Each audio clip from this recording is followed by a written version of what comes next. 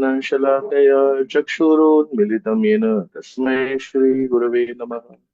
नमो विष्णुपादाय कृष्णप्रेष्ठाय भूतले श्रीमते भक्तिवेदांत स्वामिनिति नामिने। नमस्ते सारस्वते देवे गौरवाणी प्रचारिणे निर्विशेष शून्यवादी पाश्चात्य देशतारिणे। जय श्री कृष्ण चैतन्य प्रभु नित्यानंद श्री अद्वैत गदाधर श्रीवासदि गौर भक्त वृंद। हरे कृष्ण कृष्ण कृष्ण हरे हरे, हरे राम राम राम हरे हरे। हरे कृष्णा। तो कई बार हम सुनते हैं कि कैसे हरे कृष्ण महामंत्र ये भी एक प्रार्थना है, और हमको हमारे जीवन में हमेशा प्रार्थना भगवान को अर्पण करनी चाहिए। दो चीजें हैं, एक है कि हमको अपने जीवन में प्रार्थना अर्पण करनी चाहिए, और दूसरी चीज है कि हमें अपने जीवन को प्रार्थनामय बनाना चाहिए। दोनों में अंतर क्या है? पहली चीज है कि हम अपना जीवन जिए, और जब कभी कोई उलझन हो, जब कभी कोई हमें प्रेरणा मिले कि हमको प्रार्थना अर्पण करनी चाहिए, उस समय हम प्रार्थना अर्पण करें। और दूसरी चीज है कि हमारे जीवन में केवल प्रार्थना ही प्रार्थना हो। अलग अलग प्रकार की प्रार्थना हो सकती है अलग अलग परिस्थिति में, लेकिन प्रार्थना के मूड से, प्रार्थना की भावना से हम कभी वंचित ना हो। कुछ ही क्षणों में मैं आपको कुछ उदाहरण देता हूँ। श्रीमद् भागवत तो प्रार्थनाओं से भरपूर है, परिपूर्ण है। शुरुआत से लेके अंत तक कितनी प्रार्थनाएं हैं भागवत में। अगर भागवतम अमलम पुराणम है, भागवतम सबसे श्रेष्ठ शास्त्र है, और अगर भागवत में बहुत सारी प्रार्थनाएं हैं, तो उसमें से श्रीमद् भागवत हमको क्या संदेश दे रहा है? हमको बता रहा है कि हमारे जीवन में भी प्रार्थनाएं भरपूर होनी चाहिए। पहली प्रार्थना हम देखते हैं। व्यास पूरे शास्त्र लिख के, सारे वेदों का संकलन करके अतृप्त हैं, समाधान अपने मन में अनुभव नहीं कर पा रहे हैं। तो अपने गुरु श्री नारद मुनि को प्रार्थना करते हैं, और नारद मुनि आके उनको बताते हैं कि कैसे वो गलती कर गए, चूक गए, भगवान की स्तुति वो कर नहीं पाए। तो व्यास की जो प्रार्थनाएं हैं उसको हम संक्षिप्त एक शब्द में अगर बोले, तो हम ऐसा बोल सकते हैं, गलती को सुधारने की प्रार्थनाएं हैं। अगली प्रार्थना आती है कुंती देवी की। कुंती देवी बार बार ये कह रही है कि हे कृष्ण, आप हमारे जीवन में कितने अलग अलग परिस्थिति में आए, और हमको हमेशा आपने आश्रय दिया, बचाया। अभी मेरी एक ही विनती है आपसे, मेरे जीवन के सारे दुख चले गए, लेकिन ये सारे भौतिक दुख जब चले गए हैं, तो आज एक आध्यात्मिक दुख ने मेरे जीवन में प्रवेश किया है। क्या है वो आध्यात्मिक दुख? अभी आप जा रहे हैं हस्तिनापुर के राज सिंहासन पे, युधिष्ठिर महाराज को बिठाने के बाद में महाभारत की युद्ध समाप्त हो गया है। तो अभी कृष्ण जा रहे हैं। तो कुंती देवी बोलती है, मेरे जीवन में जितने भी दुख थे वो बार बार आए, क्यों? क्योंकि जब भी वो दुख आते थे, आप मेरे जीवन में आते थे। तो एक तरह से हम बोल सकते हैं संक्षिप्त रूप में, एक दो शब्दों में, कि कुंती देवी की जो प्रार्थनाएं हैं वो भगवान के पर्सनल प्रेजेंस, भगवान की उपस्थिति के लिए प्रार्थना है। फिर हम चलते हैं, उसके आगे जो प्रार्थना है भीष्म देव की प्रार्थना है।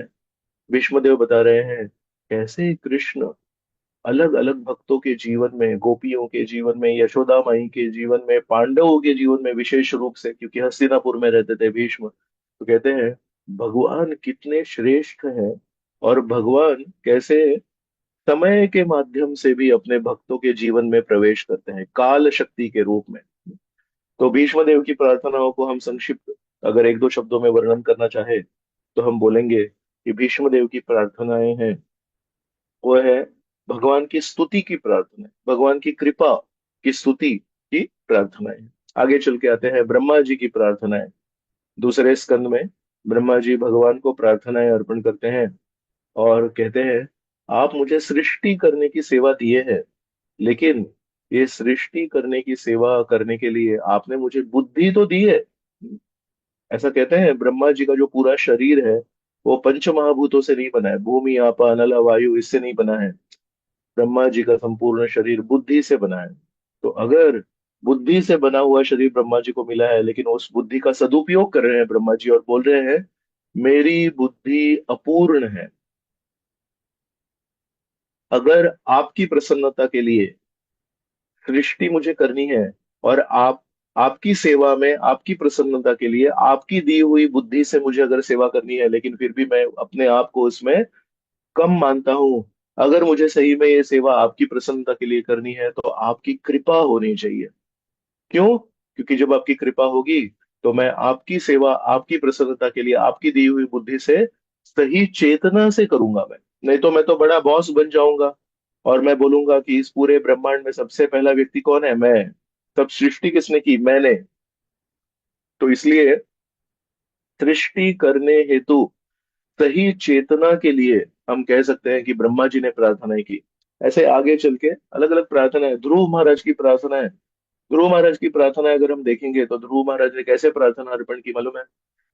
गए वो, हाँ, स्थानाभिलाषी तपसी स्थितो हम तम त्वम प्राप्तवान देव मुनीन्द्र गुह्यम।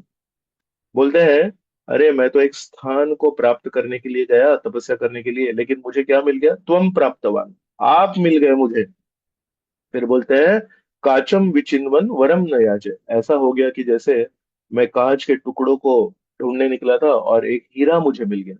तो इस दृष्टि से हम देख सकते हैं कि ध्रुव महाराज की प्रार्थनाएं हैं वो पश्चाताप की प्रार्थनाएं हैं। आगे चल के हम चलते हैं प्रहलाद की प्रार्थनाओं के पास। प्रहलाद की प्रार्थना क्या है? प्रहलाद अपनी प्रार्थनाओं में नरसिंह देव की स्तुति कर रहे हैं और बोलते हैं नरसिंह देव, कैसे आप सब जगह पे फैले हुए हैं। क्योंकि वही तो बात थी, प्रहलाद को जब पूछा हिरण्यकशिपु ने क्या इस खंबे में है, और उस खंबे में से निकले भगवान। तो नरसिंह देव कैसे हर जगह पे उपस्थित है, और एक भक्त ने हमेशा नरसिंह देव की कैसे स्मरण करना चाहिए और नरसिंह देव की स्तुति को वितरित करना चाहिए। तो प्रहलाद महाराज कहते हैं कि नैवो द्विजय पर दुरत्यया वैतरण्यस। बोलते हैं मुझे इस दुनिया में जो भी क्लेश होते हैं उससे कभी तकलीफ नहीं होती मुझे। त्वद्वीर्य गायन महामृत मग्न चित्त। क्यों? क्योंकि आपके कथा में मैं मग्न हूँ। और फिर बोलते हैं शोचे ततो विमुख चेतस इंद्रियार्थम। विमुख चेतसा, जो इस जगत में आपको विमुख करके बैठे हैं उनके लिए मेरे मन में बहुत दुख होता है। तो उनके लिए मैं रुकना चाहता हूँ और उनको मैं प्रचार करना चाहता हूँ। तो प्रहलाद महाराज की जो प्रार्थना है वो है स्मरण की प्रार्थना है और प्रचार करने वाली प्रार्थनाएं हैं। ऐसे हम अगर आगे भी बढ़े तो आपको बहुत सारी प्रार्थनाएं, इसकी प्रार्थना गजेंद्र की प्रार्थना आती है। तो गजेंद्र की प्रार्थना कैसी है? शरणागति की प्रार्थना है। सब कुछ उन्होंने प्रयास कर लिया अपने आप को बचाने के लिए, लेकिन अपने आप को बचा नहीं पाए। तो फिर एक कमल का फूल लिए और बोले नारायणम, हे नारायण आदि गुरु। उनको स्मरण करके इन्होंने प्रार्थना, तो पूरी शरणा हताश हो गए। अपनी शक्ति के ऊपर उनको जितना भी भरोसा था सब नष्ट हो गया है। तो अगर इस दृष्टि से हम सारी प्रार्थनाओं को देखें, और भी बहुत सारी प्रार्थनाएं हैं, हम सारी प्रार्थनाओं में नहीं गए, लेकिन ये सारी प्रार्थनाएं हैं, ये अलग अलग मूड में है। तो इससे हम क्या सीख सकते हैं? हम अगर पश्चाताप के मूड में हैं तो हम ध्रुव महाराज की प्रार्थनाएं पढ़ सकते हैं। अगर हम भगवान के निजी संग की अभिलाषा करते हैं तो हम कुंती देवी की प्रार्थनाएं अर्पण कर सकते हैं, पढ़ सकते हैं, उसका मनन कर सकते हैं। अगर हमने कुछ गलती की है तो हम व्यास ऋषि की प्रार्थनाएं अर्पण कर सकते हैं। इससे क्या होगा? दो चीजें हैं जैसे हमने पहले बताया। एक है कि हम प्रार्थना अर्पण कर सकते हैं और दूसरा है कि हम अपने जीवन को प्रार्थनामय कर सकते हैं। अगर हम प्रार्थना अर्पण करते हैं तो हमारे जीवन में उस समय जो क्लेश आया है, जो तकलीफ हुई है, वो खत्म हो जाती है। लेकिन अगर हम अपने जीवन को प्रार्थनामय करेंगे तो उससे क्या एडवांटेज है, उससे क्या फायदा होगा? जो भी क्लेश हमारे जीवन में आएंगे वो हमको स्पर्श भी नहीं कर पाएंगे। क्लेशों क्लेशों को हम रोक नहीं सकते, आदि भौतिक आदि दैविक आदि आत्मिक क्लेश है वो आते रहेंगे। लेकिन हमारे शरीर को, हमारे मन को, हमारी चेतना को वो स्पर्श भी नहीं कर पाएंगे अगर हमने अपने जीवन को प्रार्थनामय कर दिया। तो इसलिए ऐसा कहते हैं ना, गाड़ी में एक स्पेयर व्हील होता है, स्टेपनी बोलते हैं उसको। कार में एक हमेशा एक एक पहिया रखते हैं। तो एक एक स्पेयर व्हील होता है, एक्स्ट्रा व्हील होता है, और एक स्टीयरिंग व्हील होता है।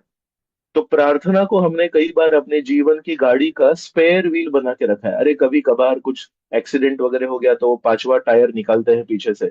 लेकिन हमको प्रार्थना को एक्स्ट्रा व्हील बनाना नहीं है, हमारे जीवन का स्टीयरिंग व्हील बनाना है प्रार्थना को। इसलिए प्रार्थना बहुत इंपॉर्टेंट है। हमने बचपन में एक कहानी सुनी थी।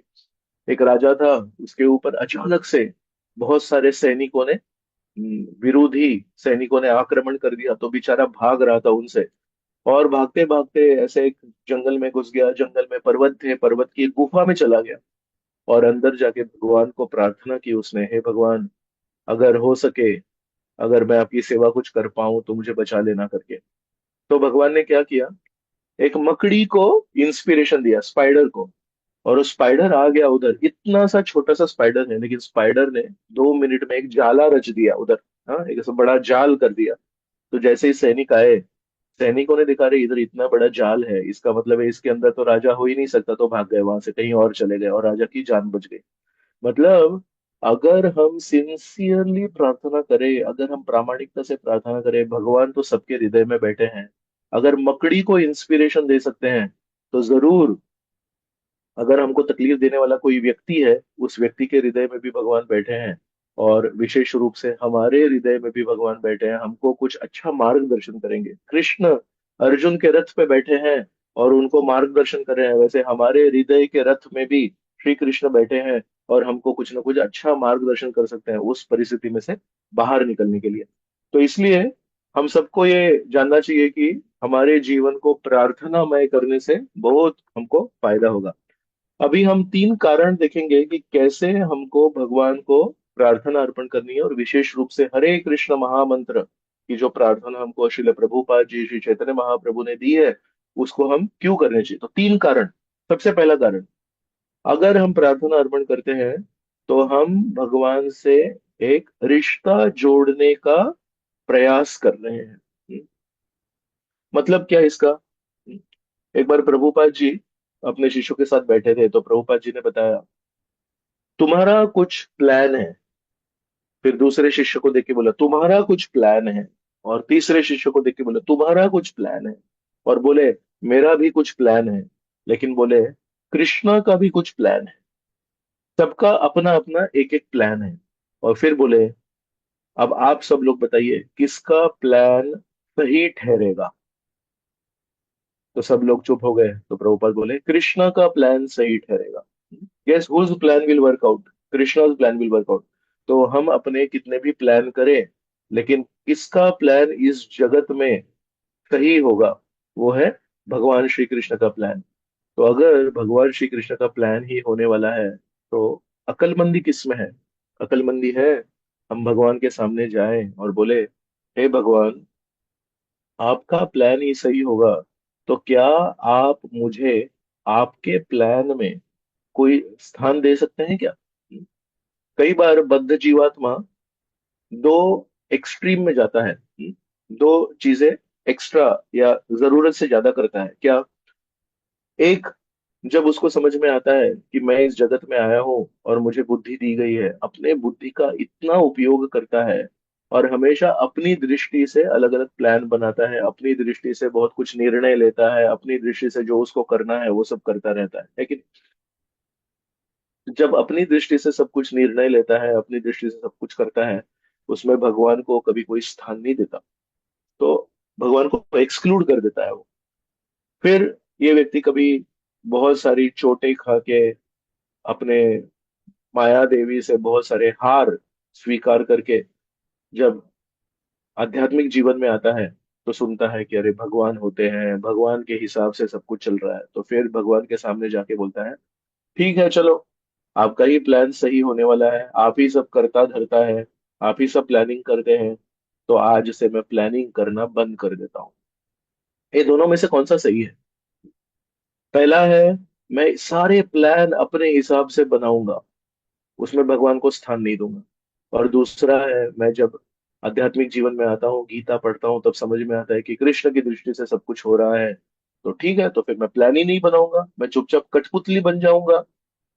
तो दोनों में से कौन सा प्लान सही है?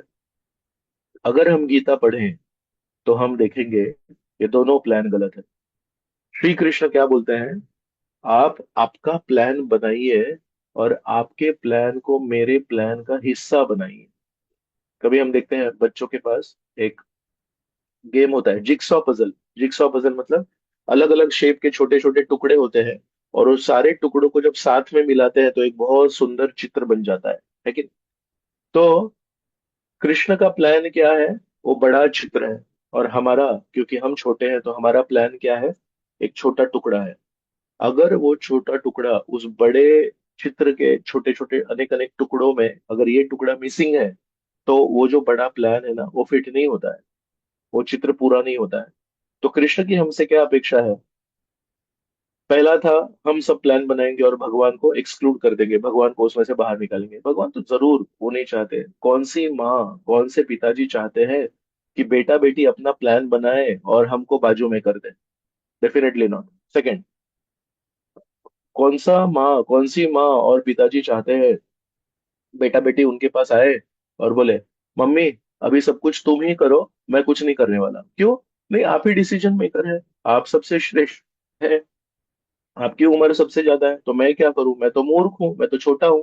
तो माँ बोलेगी, बेटा तू छोटा है, लेकिन जो तेरी छोटी बुद्धि है उसका तू उपयोग कर मेरी मदद करने के लिए। मुझे बहुत कुछ काम है अभी घर में, तो मुझे थोड़ा पानी लेके आ जा, मेरे लिए ये अरेंजमेंट कर, मेरे लिए वो अरेंजमेंट कर। तो दोनों के बीच का स्थान है, to make our plan part of Krishna's plan. ये बहुत इंपॉर्टेंट है। ऐसा नहीं है कि हमको बुद्धि को त्यागना है और चुपचाप एक पत्थर बनना है, इमोशनलेस, इंटेलिजेंस लेस पत्थर नहीं बनना है। और दूसरी बात ये भी नहीं करना है कि इतने सारे प्लान बनाने हैं कि भगवान को उसमें स्थान ही नहीं देना है। जब अर्जुन बोलते हैं, हे श्री कृष्ण नष्टमो स्मृतिर्लब्धा, मैं, मेरी बुद्धि अभी वापस आ गई, मेरी स्मरण शक्ति वापस आ गई, करिष्ये वचनम तव, अभी मुझे कृपा मिल गई, तो अभी मैं आपके वचनों के अनुसार चलूंगा। In one sense that is शरणागति, उसी को तो शरणागति बोलते हैं। आप बताइए क्या करना है, मैं करने के लिए तैयार हूँ। लेकिन सबसे मजे की बात, सबसे इंपॉर्टेंट बात, बहुत विचार करने वाली बात, जब अर्जुन ने शरणागति ली, जब अर्जुन ने श्री कृष्ण की शरण ली और बोले करिष्ये वचनम तव, आप बताइए क्या करना है, उस समय भगवान ने क्या कहा? क्या भगवान ने उनको बोला चलो अभी एक ब्राह्मण बन जाओ और शास्त्रों का पठन करो, छोड़ दो ये गांडीव धनुष? नहीं। क्या भगवान ने कहा चलो गांव की दुकान के गल्ले पे जाके बैठो और तुम एक दुकान चलाओ? जी नहीं।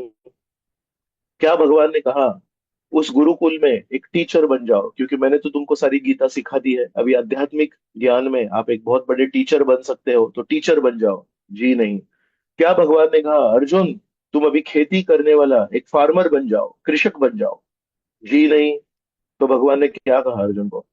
जब अर्जुन बोल रहा है करिष्ये वचनम, तो आप मुंह से बोलो क्या करना है, मैं पूरी तरह से शरणागत हूँ, आप बोलो क्या करना है, मैं करने के लिए तैयार हूं। भगवान ने बोला वही गांडीव धनुष जो तुमने 1000 बार उठाया है, उसी को उठाओ, और उस गांडीव धनुष से अभी तुम युद्ध करना सीखो। तो अर्जुन के मन में सवाल आ सकता है, अगर मैंने 1000 बार युद्ध किया था और मैं बोल रहा हूँ करिष्ये वचनम तव, तो अभी श्री कृष्ण कुछ कुछ तो चेंज करना चाहिए, कुछ तो बोलना चाहिए कि एक काम करो, आज तक तुमने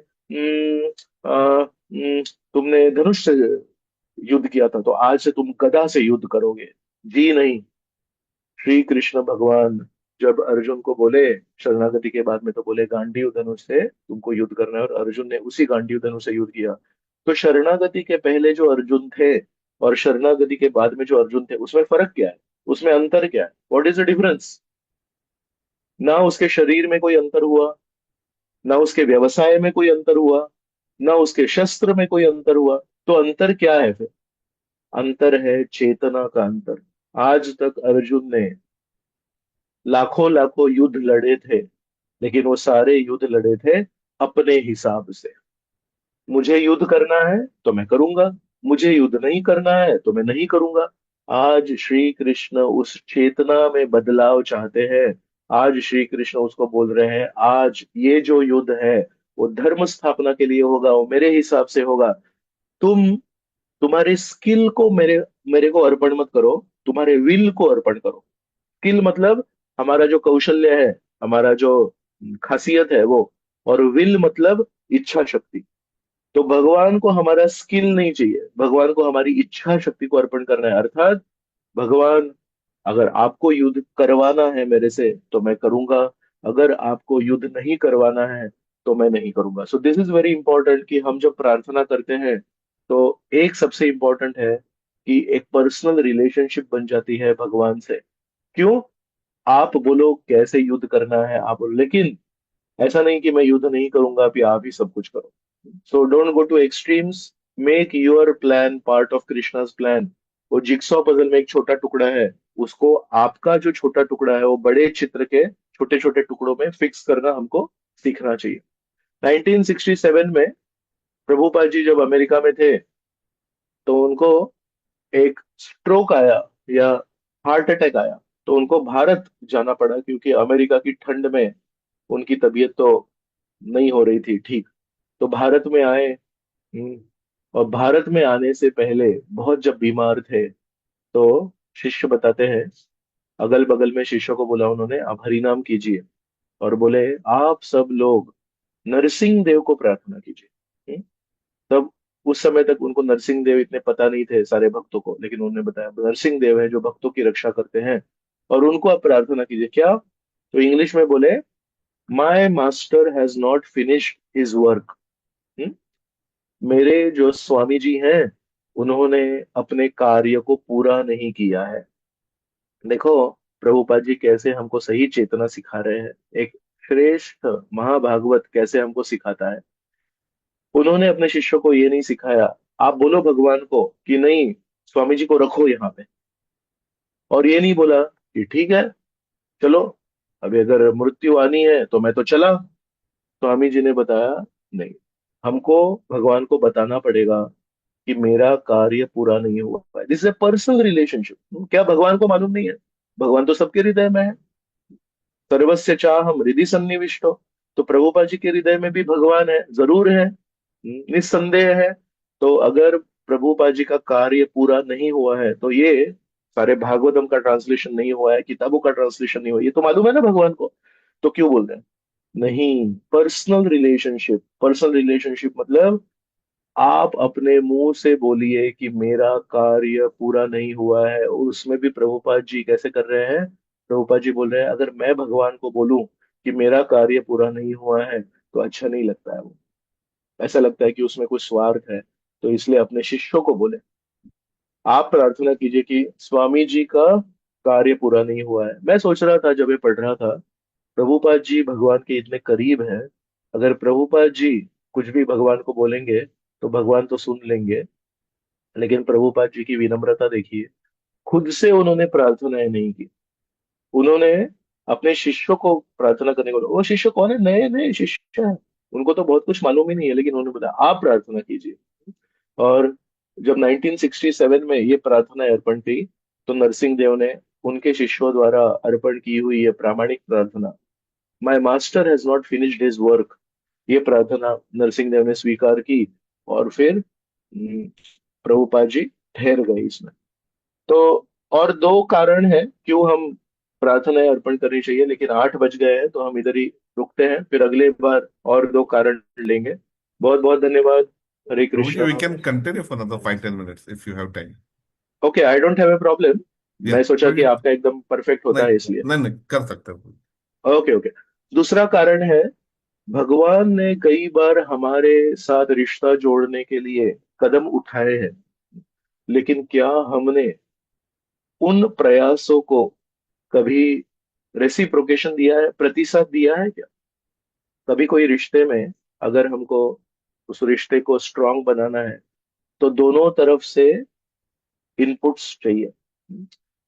कोई भी रिश्ता हो, बॉस एम्प्लॉय का रिश्ता हो, पति पत्नी का रिश्ता हो, माँ बेटे का रिश्ता हो, अ, बहू और सासू माँ का रिश्ता हो, सोचो, एक ही व्यक्ति बोल रहा है और एक व्यक्ति चुपचाप बैठा है, तो कितना चलेगा वो रिश्ता? वो चलने ही नहीं वाला है। वैसे ही सोचिए, भगवान और हमारा तो शाश्वत रिश्ता है। इस दुनिया के जितने भी रिश्ते हैं वो तो टेम्पररी रिश्ते हैं, 60-70 साल के रिश्ते हैं। भगवान के साथ हमारा जो रिश्ता है वो तो शाश्वत रिश्ता है। लेकिन उस रिश्ते में भगवान ने कितने बार, उसको हिंदी में बोलते हैं पहल करना। पहल करना मतलब टेक द फर्स्ट स्टेप, पहला कदम उठाना। तो भगवान ने कितने बार पहल की है।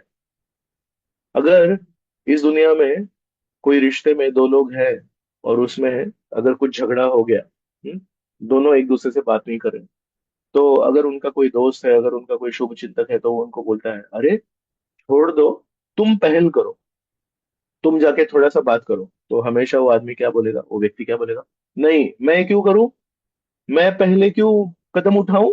उसको बोलो, उसने झगड़ा किया, उसको पहला कदम उठाने को बोलो। भगवान के साथ जब रिश्ता हमारा अभी ऐसे टूट गया है, खींच गया है, किसने गड़बड़ की, हमने की कि भगवान ने की? सिंपल है, हमने भगवान को त्यागा है। हमने भगवान को बोला, अरे हमेशा तुम्हारा ही क्यों भजन होना चाहिए, कुछ मेरा भी भजन होना चाहिए, इसलिए हम लोग आ गए। तो अगर हमने भगवान के साथ रिश्ता तोड़ा है और हम इस भौतिक संसार में आए हैं, तो रिश्ता जोड़ने के लिए पहला कदम कौन उठाएगा? सिंपल, इसको ज्यादा बुद्धि नहीं लगती है, हमको ही उठाना है पहला कदम। लेकिन भगवान कितने दयालु हैं। हमारा भगवान के साथ शाश्वत रिश्ता था, परमानेंट रिश्ता था, उसको हमने तोड़ा, जीवात्मा ने तोड़ा। लेकिन पहल किसने की? उस रिश्ते को बार बार पुनः जोड़ने के लिए कौन प्रयास कर रहा है? जीवात्मा प्रयास कर रहा है कि भगवान प्रयास कर रहा है? भगवान बोलते हैं, यदा यदा ही धर्म से, मैं आता रहूंगा। क्यों? आपको एक अच्छा चेतना देने के लिए, अच्छा ज्ञान देने के लिए, आपको एक अच्छा समाज देने के लिए, धर्म की स्थापना करने के लिए।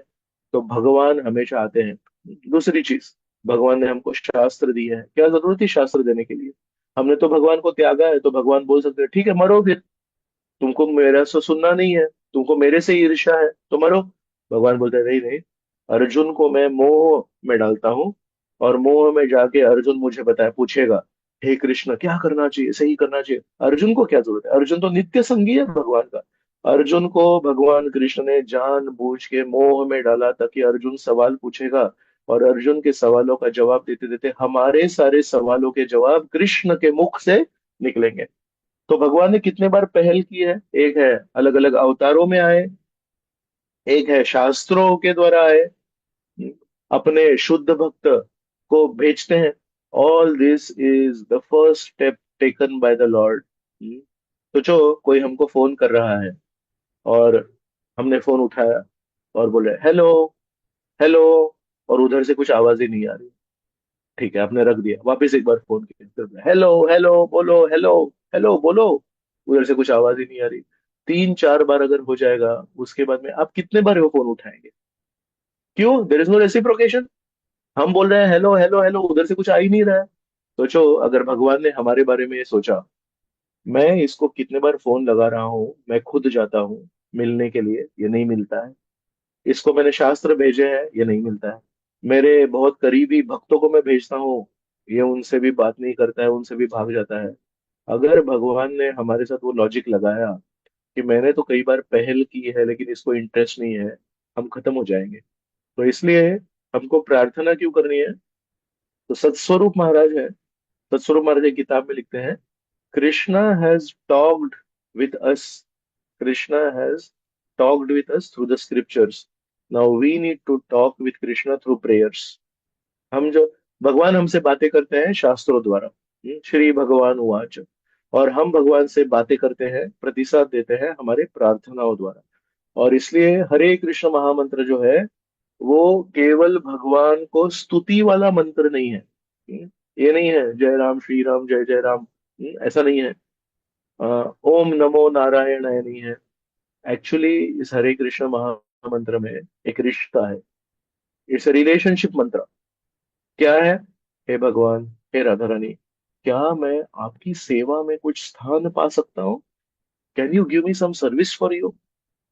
तो सेवा किसको करनी है? जिसको रिश्ता जोड़ना है। तो इसलिए हरे कृष्ण महामंत्र इज प्राइमरीली रिलेशनशिप मंत्र। और हमको हमेशा जब भी कोई प्रार्थनाएं करते तो हमेशा सोचना चाहिए मुझे भगवान के साथ रिश्ता स्थापित करना है, इट्स रिलेशनशिप। तीसरी बात है, जब हम प्रार्थना करते हैं तो उसमें हमारा शुद्धिकरण होता है। और क्योंकि हमारा शुद्धिकरण होता है, हमारी सुरक्षितता होती है। कैसे? प्रभुपाद जी एक बार एक क्लास दिए भक्ति वेदांत मैनर में, और उस क्लास में बोले मुझे माया से कुछ डर नहीं लगता है, I am not afraid of maya. ऐसे बहुत उन्होंने स्ट्रॉन्ग क्लास दिया, माया से कुछ डरना नहीं है, और मैं तो माया से नहीं डरता हूं करके। फिर व्यासासन से जब उतरे तो भगवान के सामने गए और एकदम हाथ जोड़ के तीव्रता से बहुत अच्छे से उन्होंने प्रार्थनाएं अर्पण की। तो एक शिष्य के मन में सवाल आया, पूछता हूँ थोड़ा, क्या प्रार्थनाएं अर्पण की प्रभुपाद जी ने?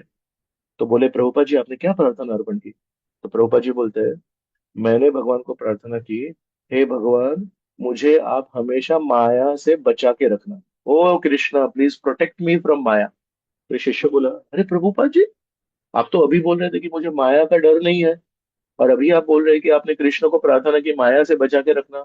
तो प्रभुपाद जी बोला, because I sincerely pray to Krishna, that's why I am not afraid of maya. तो प्रभुपाद जी ने बताया, हाँ सही है, क्योंकि मैं भगवान को तीव्रता से प्रार्थना करता हूँ, इसलिए मुझे माया का डर नहीं लगता है। तब शिष्य को समझ में आया कि माया देवी से डर अगर नहीं लगना है तो उसके लिए एक ही है, भगवान की शरण लेना चाहिए। माम एव ये प्रपद्यन्ते माया एतां तरन्ति ते। तो हमारे जीवन में जब भी हमको डर लगे तो हमको भगवान को एक प्रार्थना करनी चाहिए, हे भगवान कृपया आप मुझे अपने चरणों में स्थान दे। तो हम शुरुआत में चर्चा कर रहे थे कि कैसे अलग अलग भक्तों की अलग अलग प्रार्थनाएं हैं भागवत में। वो सब जब हम प्रार्थनाएं पढ़ते हैं तो उसमें से एक चीज जो निकल के आती है सारी प्रार्थनाओं में, वो है भगवान की स्तुति। कैसे भगवान ने पांडवों की रक्षा की, कैसे भगवान ने गजेंद्र की रक्षा की, कैसे भगवान ने प्रहलाद ध्रुव की रक्षा की, इत्यादि इत्यादि। भगवान की महिमा भी आती है उसमें। आप तीनों जगतों के स्वामी हैं, आप तीन गुणों के अतीत है, इत्यादि इत्यादि। और एक तीसरी चीज आती है, बहुत इंपॉर्टेंट है ये पॉइंट के हिसाब से। क्या पॉइंट है वो? जब हम इन श्रेष्ठ महाभागवत शुद्ध भक्तों की प्रार्थनाएं पढ़ते हैं, भगवान की महिमा समझ में आती है, भगवान ने कैसे बचाया ये समझ में आती है, और तीसरी चीज समझ में आती है, ये जो शुद्ध भक्त है इनकी चेतना समझ में आती है। जब कोई व्यक्ति प्रार्थना अर्पण करता है, स्पेशली प्योर डिवोटीज, तो वो दिमाग से प्रार्थना अर्पण नहीं करते, वो हृदय से प्रार्थना अर्पण करते हैं। तो जब हम इस किसी शुद्ध भक्त की प्रार्थनाएं पढ़ते हैं तो हमको उनके हृदय में प्रवेश मिलता है। तो जब हम कुंती देवी की प्रार्थनाएं पढ़ रहे हैं, we are getting an entrance into Kunti Devi's heart. जब हम प्रहलाद की प्रार्थनाएं अर्पण पढ़ रहे हैं तो we are getting an entrance into Prahlad heart. उससे हमको क्या समझ में आता है कि जब प्रहलाद के जीवन में तकलीफें आई तो प्रहलाद ने क्या किया? प्रहलाद ने हाथ जोड़े और भगवान को स्मरण किया। तो हमको भी एक समझ में आता है, we also need to purify our self. क्या करना चाहिए? प्रहलाद के जीवन में तकलीफ आई तो प्रहलाद ने क्या किया? तो हमको प्रहलाद को भी प्रार्थना करनी चाहिए, प्रहलाद मैं तो आपके जैसा पूरी तरह भगवान के ऊपर निर्भर नहीं हूँ, लेकिन मुझे भी वो शक्ति दीजिए कि जब मेरे जीवन में तकलीफें आएंगी, मेरे जीवन में शायद मेरे पिताजी हिरण्यकशिपु नहीं है लेकिन और कोई व्यक्ति हो सकता है, तो मेरा भी प्रतिशत वैसा ही होना चाहिए कि मुझे हाथ जोड़ने चाहिए और तीव्रता से भगवान को स्मरण करना चाहिए।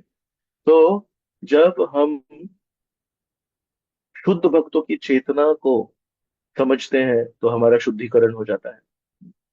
तब हमको समझ में आता है कि एग्जैक्टली प्रार्थना अर्पण करने का मूड क्या है। तो इसलिए जब हम कोई भागवतम क्लास देते हैं तो देखना, दो चीजें होती हैं। समझो कोई भागवतम क्लास दे रहा है जिसमें वो केवल श्लोकों पे श्लोक बता रहा है, एक एक श्लोक बता रहा है, सब भागवत में से श्लोक है, सब चैतन्य चरितामृत में से श्लोक है, बट नो एक्सप्लेनेशन।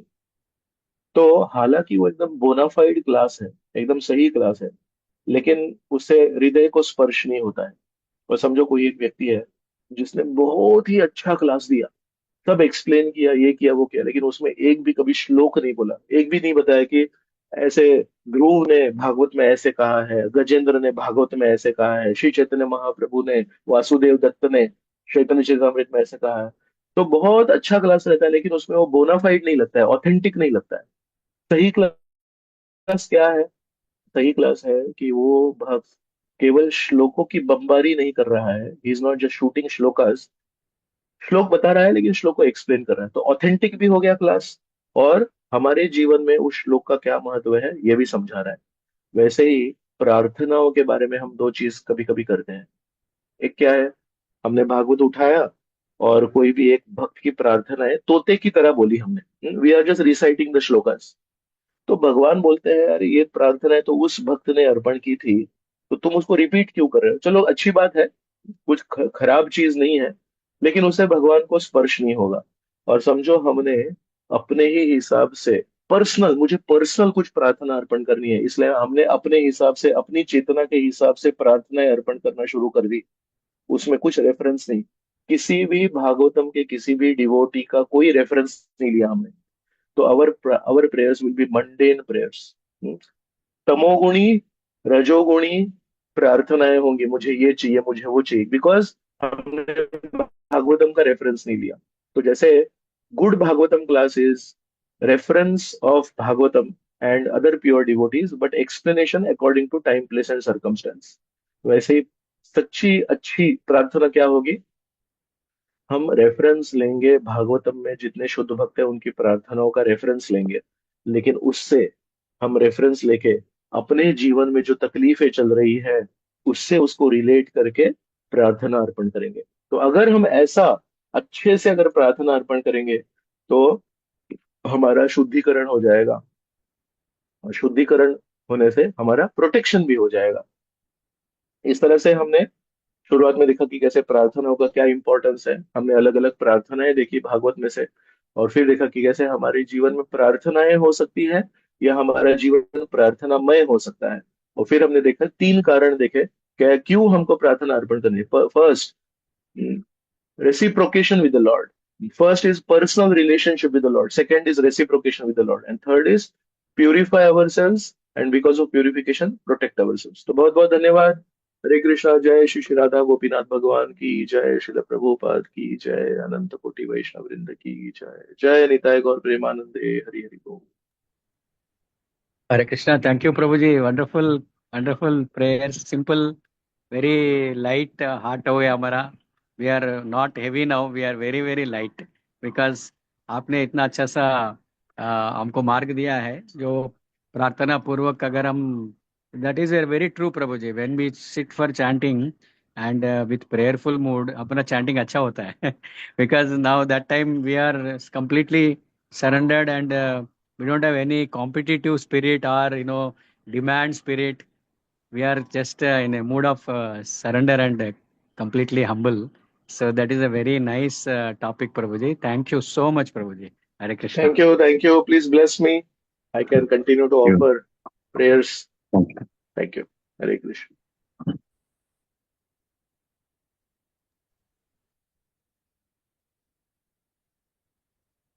तो प्रभु जी आपका बहुत बहुत धन्यवाद।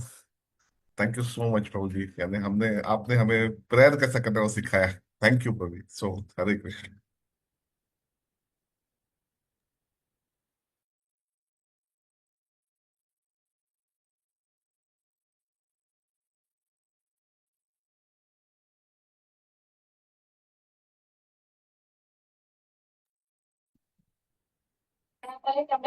हरे कृष्ण प्रभु जी, दंडवत प्रणाम। हरे हरे कृष्णा कृष्ण। प्रभु, थैंक यू दंडवत सो मच प्रणाम। प्रभु जी, दंडवत प्रणाम।